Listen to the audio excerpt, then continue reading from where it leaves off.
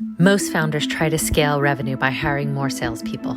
I scaled revenue by changing the calendar. By shifting just 10 days, we pulled forward 35% of deals and took pressure off sales, ops, and services at the same time. Here's the system we used and why it worked. Successful. So let's just jump right in. So first things first. I come from the tech industry, and one of the things that always happens is at the very end of the month, there is a huge flurry of activity because you are in competes with all of the other companies out there, and close typically happens in the last 48 hours. So if we just do some quick math here, let's say that 80 to 90% of all deals close in the last 48 hours of a month. So let's just say that that is on the 30th and the 31st of a given month. It could be the 29th and 30th. I get that. All right.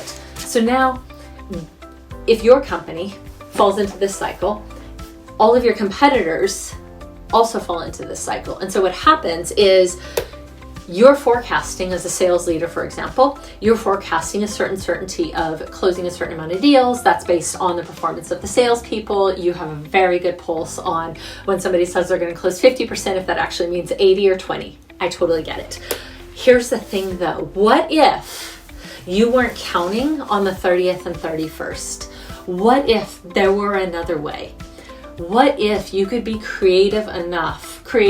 What if you could be creative and take this a totally different direction, and instead of closing 80 to 90% of your deals on the last 2 days of the month, you closed 35% of your deals by the 20th of the month. So we want to flip the script and go from 80 to 90% at the end of the month to getting 35% of the deals closed by the 20th of the given month. Now, how do we do this? And why would we do this? Well, there's a couple reasons why you would do this. One, whoever you're competing against still thinks they have till the 30th and 31st. So your biggest first mover advantage on a model like this, or to think about it structurally this way, would be the first month that you do this. So you have kind of a eliminate the competition. You can offer a discount, which I'm sure you're offering a discount here anyway, so you could literally offer the same discount, because remember, these are prospects that have not already bought with you, so they don't know that it is your normal discount. Or if you're feeling like it, you could offer a slightly bigger discount, right? So you're going to do your normal discounting, or you could offer a slightly bigger discount. Now, there's one more component, and this is salespeople have been trained by you to close things on the 30th and the 31st. If they've been doing it for a while and they're good, they know the rhythm of this. So you want to incentivize your sales team. But why would you do all of this in the first place? And what is the incentive for sales? Well, the incentive for sales is money. So you could give them maybe you leave their commission alone, maybe you leave their base alone, but you give them a bump and you say, for every deal that you close by the 20th, we will bump you an extra $200, $400 in commission. But salespeople listen to sales managers. So in our case, what we said was salesperson gets an extra $200 on top of their regular and their commission. And all of this counts towards any kickers or anything like that if they close a deal by midnight on the 20th. The sales manager, unbeknownst to the salesperson, the conversation was with the sales managers. For each deal closed, they got $400. So if a sales manager has 5 people on their team, and each of those 5 people closes 2 deals on the 20th instead of by the 31st, that is 10 deals at $400. That is, just doing some quick math, an extra $4,000 in the sales manager's pocket. And they know that they've already got it in the bag by the 20th. I guarantee you, your sales managers, and these numbers are just like, I'm making up these numbers. You do numbers that would work and incentivize your sales managers to be in your sales team like glue. And we can argue all day long about whether or not we're just pulling the next month's stuff forward, but I'm not talking about pulling the next month's stuff forward. I'm talking about pulling stuff forward from the 30th and the 31st to the 20th. We're talking about 10 days, not a whole month, okay? Now, the reason that I'm really pointing this out is because if we just pull stuff forward from a future month, we're not increasing our overall annual revenue. However, another thing that you might be thinking is, yeah, but all I'm doing is moving when I get the revenue and I'm giving something up. No, you're not. Because if you eliminate the deal from the competition, you will close more. So we tried this for a month. And I will tell you, by incentivizing the sales team, the sales managers and the sales individuals, by offering relatively the same discount, but saying that if you closed on the 20th, we increased our sales in 1 month by 135%. The difference in cost to us as a company, with no additional marketing, no additional advertising, no spend by the marketing department, and no changes to what the marketing department was doing, our total out-of-pocket cost for increasing those sales was around $16,400. We also closed a higher percentage of deals because we closed so many on the 20th and took them off the table that the deals that we had remaining open for the 30th and 31st, we closed at the same rate that we would have closed if we had not taken these deals off the table. So the math might look something like this.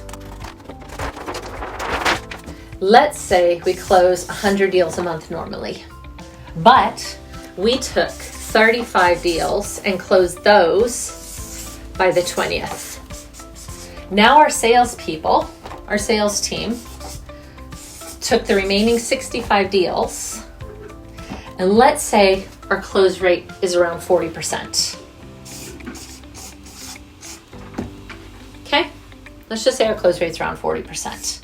What happens when your salespeople have the last 10 to 11 days of the month to focus on 65 deals instead of 100?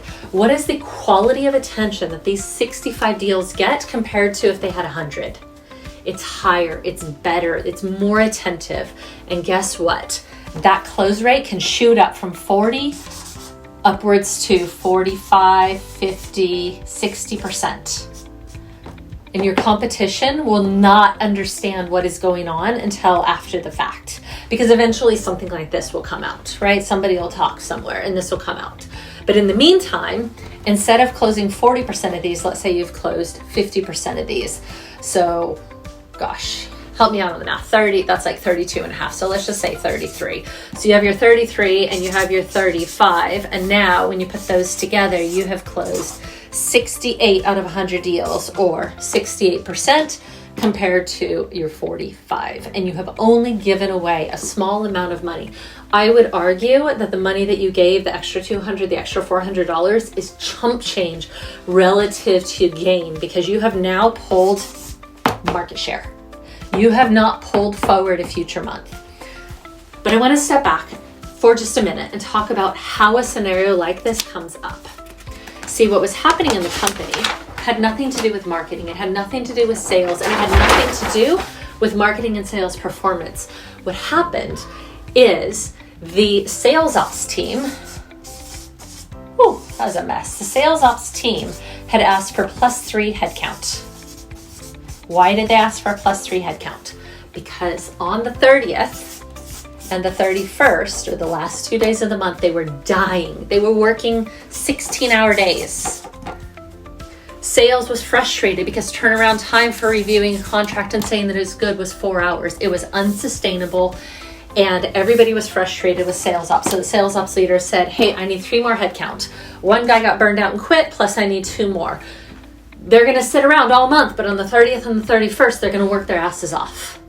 And we said, okay, what if they didn't have to work so hard on the 30th and 31st? What if deals came in all month long? So the one other thing that actually happened that I just want to mention is that on the 1st through 15th of the month that we tried this, there was little to no change here. The same amount of deals closed, and most of them, you're right, were carryover from the previous month. They didn't close, and they followed up on the 1st, 2nd, 3rd. Maybe there was 1 or 2 more, okay? But the first 15 days were relatively the same. However, the magic happened between day 15 and day 21. You say, Erin, why 21? Well, because the deal was good from the 15th to the 20th, yeah? So during the 15th and 20th, we closed a bunch of deals, right? We just had like a little trickle. Then we closed a bunch.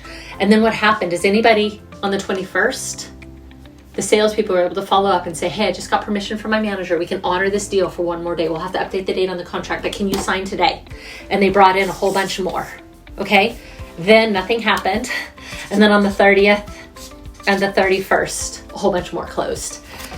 And what happened ultimately was we took the pressure off of sales ops because the increasing volume of deals now got pushed into earlier in the month. All because we offered a different date of closing than end of month. But that's not all. There was a ripple effect because this was accounting software, and professional services, when a deal closes on the 31st of a month or at the end of a month, gets hit with a bunch of new sales at the very beginning of the next month, and they have to sort out all of the timing and go lives, and accounting software always goes live on the 1st of a month. We didn't even consider professional services in the whole mix of this, but they had the benefit of now getting a good third of the deals 10 days early. And sales was able to leverage and say, hey, and by the way, bonus for you for signing early.